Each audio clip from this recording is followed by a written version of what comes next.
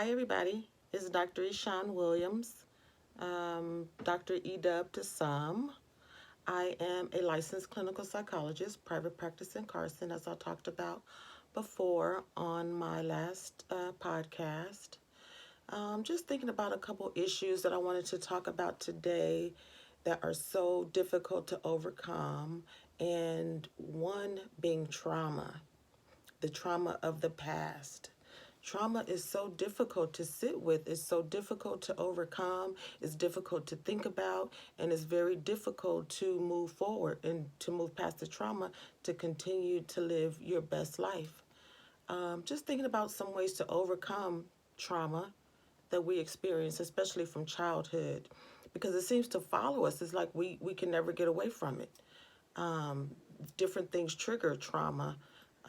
Seeing the person that traumatized us, even watching movies with the same trauma that we experienced from the past, having dreams about trauma continues to keep us in that place and to keep us stuck. So I just wanted to come to you today to talk about some ways to overcome the trauma that just seems to keep popping up and popping up time and time again.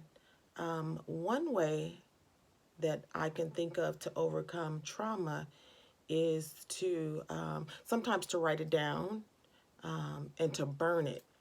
Just make sure that when you burn it, it's in a safe place, that this fire won't catch other things ablaze.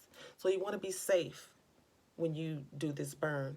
So again, the issues that keep popping up time and time again from childhood, it could be trauma from a parent, trauma from a relationship, trauma from being raped or molested, just whatever trauma that keeps popping up in adulthood that you just cannot seem to shake.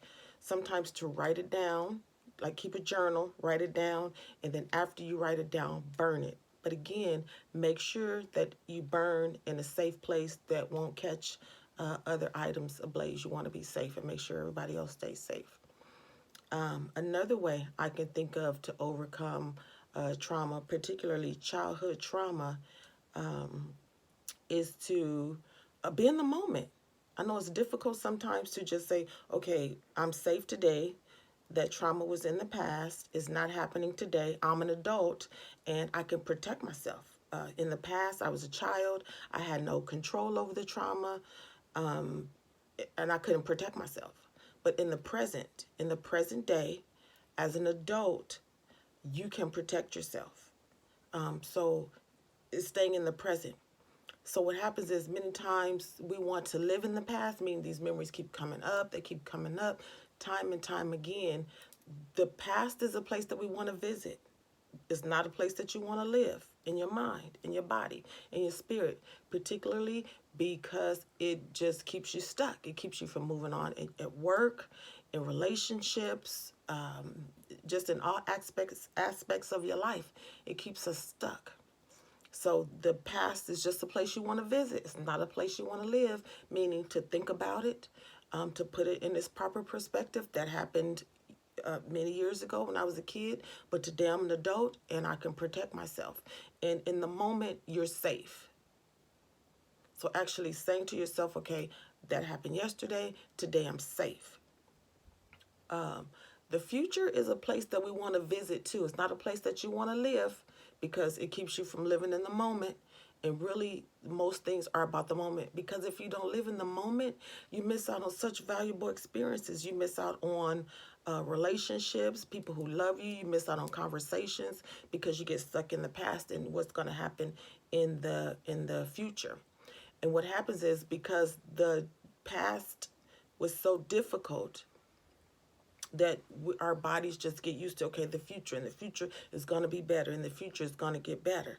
So sometimes we get stuck in the future too, because when we were a kid in that trauma, all we can think about was the future. Okay, the future, I'm going to be an adult, this person or these things won't be happening to me. So again, the future is just a place you want to visit, but where you want to live is the present. We're safe in the present because again, you're an adult and you can't keep yourself safe. You can say no.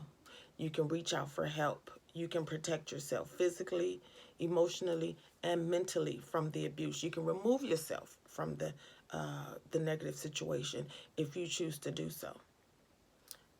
Let me think. Another way to overcome some of the past is to, guess what? You can always, this is what I call it. I call it, it's like a default mechanism.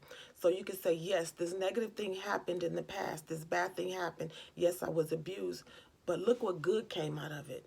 Meaning the good part could be that, guess what? You help victims of abuse. You help people who've been through what you've been through. You give to churches, you give to people who are less fortunate than you. If you grew up poor and you grew up hungry, one way to overcome that is to give to people who experience exactly what you did. If you struggled with sexual or physical abuse, then you can reach out to people who've experienced that through churches, through community organizations. Be a big brother, be a big sister. And so for me, that's one way to overcome the negativity. You could say, yes, this negative thing happened, but look what good came out of it. Now I can give back to people who are less fortunate. I can give back to people who were abused. I can be there for them. I can talk to them. I could be a mentor for them. And so when you say, okay, but look what good came out of it, that's the default. That's what you sit with. You sit with the good that came out of a situation instead of always just sitting with the negativity. Yes, this thing happened. Yes, this thing happened, but look who I've become as a result of all of that negativity. Now I can take care of myself. Now I can give back to people who experienced exactly what I experienced.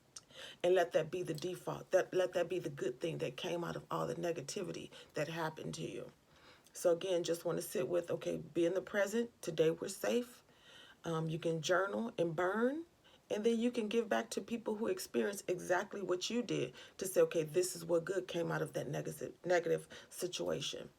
This is Dr. Eshawn Williams, everybody. I'll be back in just a few days to talk about some other issues. If you want to hit me up, my email address is eshawnwilliams04@yahoo.com.